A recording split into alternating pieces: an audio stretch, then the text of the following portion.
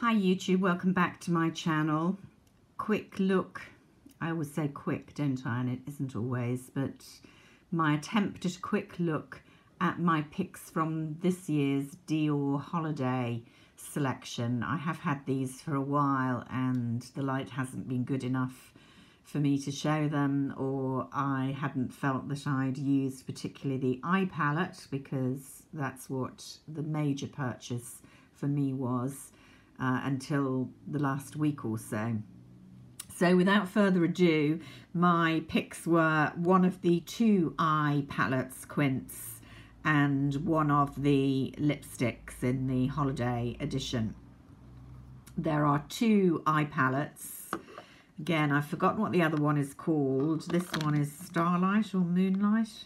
Moonlight. And this is the cool palette. The other is a much warmer, goldeny palette, and I just felt that was quite similar to something to a number of ones that I already had, but in particular one of my previous Dior Holiday purchases. And as you probably have noticed, I tend to gravitate towards cooler toned eyeshadows, even though my skin is actually fairly neutral. I can wear both, to be honest. So this was the one that I picked. I think this was the one I was initially attracted to for the reasons I've just said, but I also had a look at a couple of videos. I'm going to link one below to an American YouTuber who I think does work in cosmetics, possibly on a Chanel counter from what she's said. And she does a lot of high-end tutorials. She's impossibly beautiful, so I know that I'm never going to look like that, but I have got some good tips, and it is quite nice to see the makeup being used, usually in advance of when we can purchase anything over here in the UK. And I definitely looked at her Dior demonstrations. Sorry, lost the word there. It was slightly misleading in one way when I come to the lipstick, but I'll tell you about that in due course. So the usual format with the two little brushes, one of which has a proper sort of brush on the end, and the covering, the usual mirror.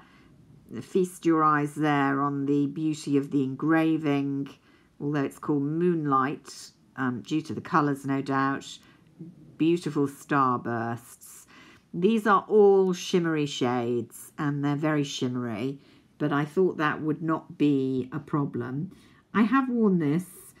I've been very careful not to disturb the stars and the engraving too much, and I've kind of majored on these two colours, which I thought would be more neutral, and they are, being very great, very gentle there, if I can.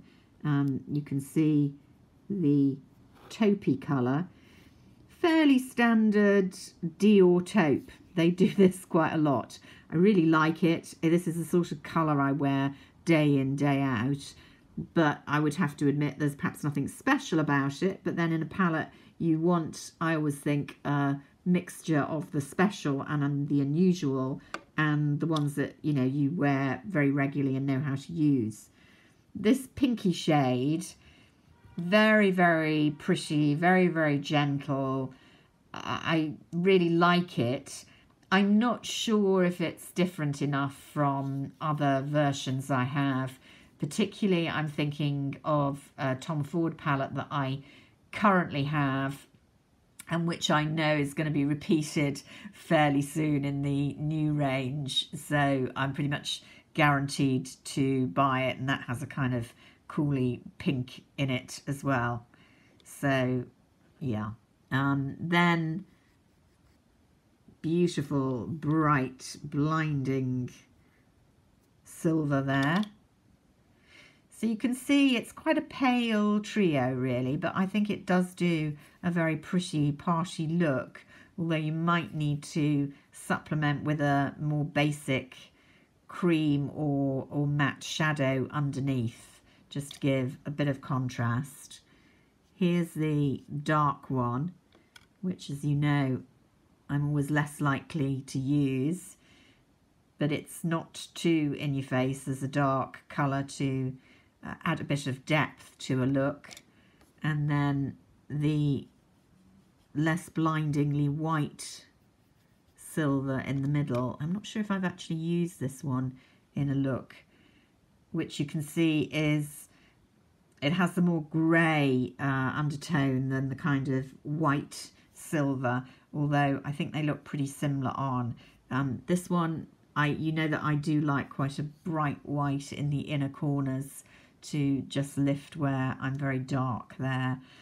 So you can see that's quite a gentle palette of colours. You can build it up to make quite a dramatic eye.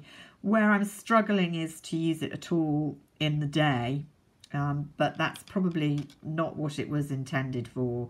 It is a really beautiful palette. I did want to just draw attention to where the Dior Holiday palettes are going, because they've done these for a number of years. This is the very compact, elegant, slim new design, which they do the blushes in as well. And you can see that they contain now 3 grams of product. Just for the sake of argument, let's compare with the fairly recent but old packaging. So much bluer with the hologram CD underneath than the pure navy, and a lot deeper. But a very similar design, in some ways more elegant, if you like the, as I do, the silver strip round the top rather than round the middle, and the CD hologram, as I say. But look how much product you got for pretty much the same price. This is Golden Snow, I think about 4 years ago. Double the product, 6 grams. So that shows you where they have been saving the money. Very similar concept, as I say.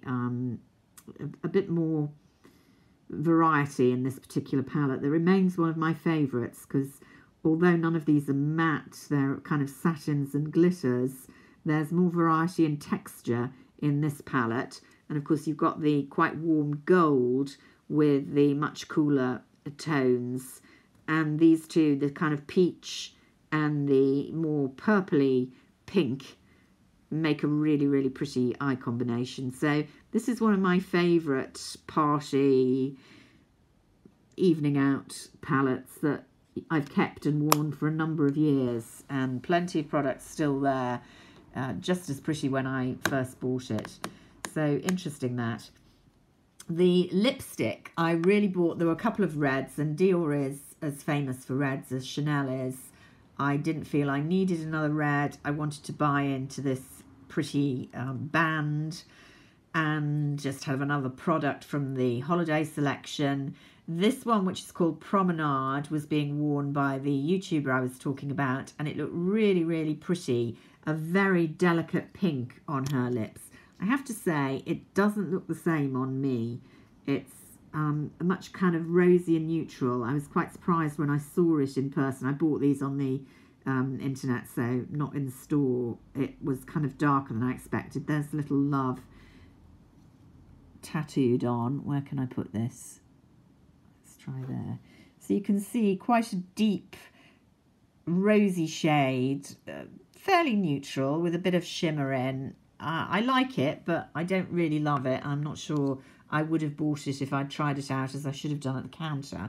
And it's very similar to one I bought in the autumn, which is called Devilish Nude, was part of the fall collection. I have to say, the palette I bought from there, Volcano something or other, I really, really like. It's one of those palettes that actually wear on the eye better as the day goes on.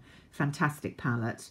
But I think it's still around. So this one, you can see, was more what I was kind of expecting.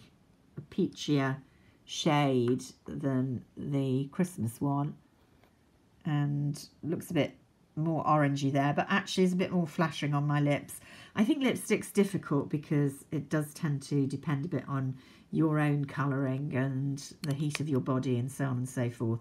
But, you know, they're both kind of neutral shades which are very wearable, and as I say, there's some very pretty reds in the collection.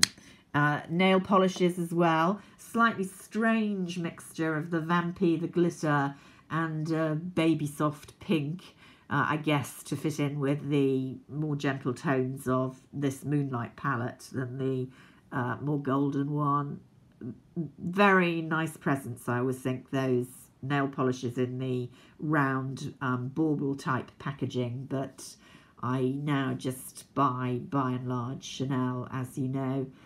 So a nice collection, nice things to treat yourself, nice things to treat others, and definitely worth having a look at. So until next time, bye for now.